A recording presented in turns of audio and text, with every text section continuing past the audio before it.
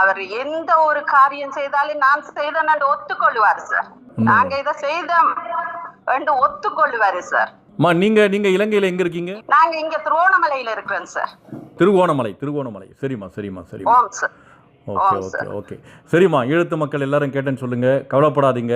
இந்த அயோக்கியனை இந்த வெளி உலகத்துக்கு தோல் உரித்து காட்டி இவன் ஒரு மோசமான கம்நாட்டி அப்படின்றது வெளிப்படுத்துவேன். அவன் எத்தனை கொலை மிரட்டல் கொடுத்தாலும், எத்தனை பொறுக்கிங்களை ஏவ விட்டு வண்டியாக பேசினாலும், பச்சையாக பேசினாலும், குடும்ப பெண்களை இழுத்தாலும் நான் அவனை விடமாட்டேன். ஏன்னா இவன் அயோக்கியன். நான் ஈழத்தின் மீதும் ஈழத்து மக்கள் மீதும் எனது உயிரினும் மேலாக மரியாதை வச்சிருக்கேன்.